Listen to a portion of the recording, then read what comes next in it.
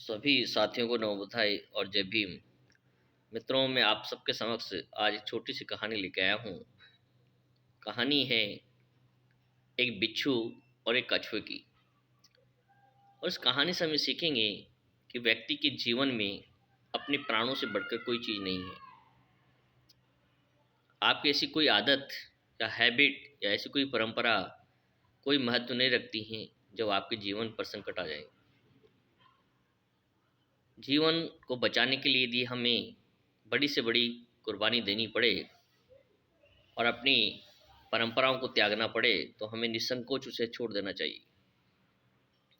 ये कहानी है एक बिच्छू और एक कछुए की।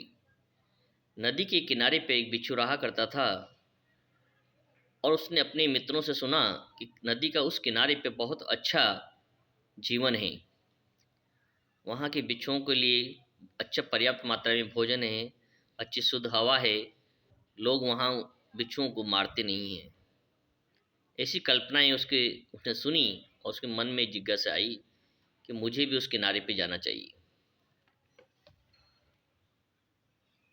वो जाने का बहुत प्रयास करता था, लेकिन बिच्छू एक ऐसा प्राणी है जो कुछ ही समय के अंदर पानी में रह सकता है, अन्यथा उसके बाद उसकी मौत हो जाती है।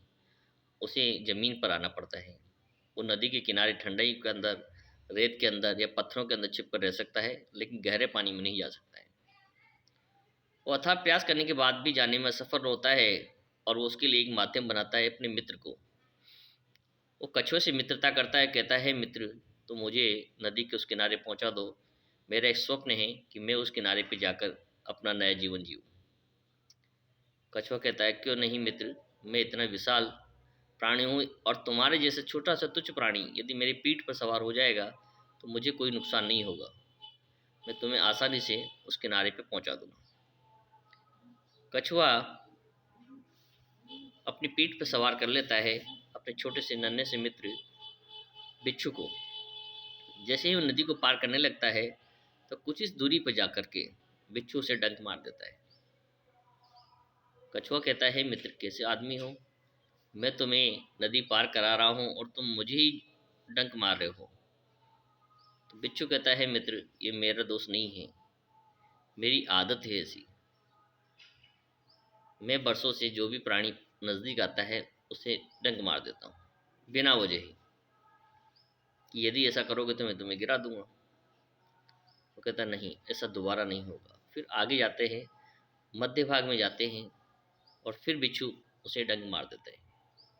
कछुआ कहता, अब भी तुम्हें समझ में नहीं आया, मैंने तुम्हें कहा था मुझे बिच्छू की डंक नहीं मारना, अन्यथा मैं तुम्हें डुबो दूंगा। वो कहता, मित्र ये मेरा दोस्त नहीं है, ये तो मेरी आदत है,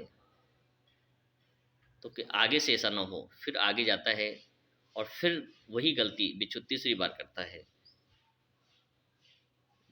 कछुआ कुछ नहीं कहता है, कहता है अपने मित्र से, हे मित्र, अब मुझे भी समुद्र के तल में, नदी के तल में जाने की आदत है और मेरी इच्छा हो रही है कि मैं एक बार तले में जाऊं। और वो बिच्छू को लेकर के पीठ पर तले में जाके बैठ जाता है। कुछ ही समय में बिच्छू का दम घुटने लगता है और कहता है, मित्र मुझे जल्दी से बाहर निकालो, अन्यथा मैं मर जाऊंगा। वो कहता, तू मरता हो तो मर, मुझे उससे तो क्या है, मेरी तो आदत है।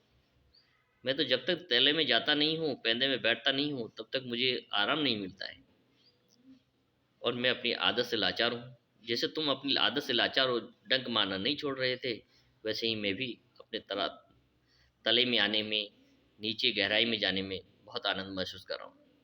तो उसे निवेदन करता है कि हे मित्र, तुम्हें मेरी कसम है कि मुझे तुरंत ऊपर निकाले जिससे मेरा जीवन बच सके। उसी समय कछुआ ऊपर आता है और उसे जीवन को बचाता है और किनारे पे ले जाकर उसे उतार देता है और उसे कहता है, मित्र जीवन में याद रखना, कोई भी तुम्हारी आदत आपके जीवन से बड़ी महत्वपूर्ण नहीं है। लोग आए दिन शराब पीते हैं, नशा करते हैं, झूठ बोलते हैं, व्यभिचार करते हैं, प्राणियों की हिंसा करते हैं और ये कहते हैं ये तो हमारी आदत में है, हम बरसों से ऐसा कर रहे हैं और उसे सुधारते नहीं हैं।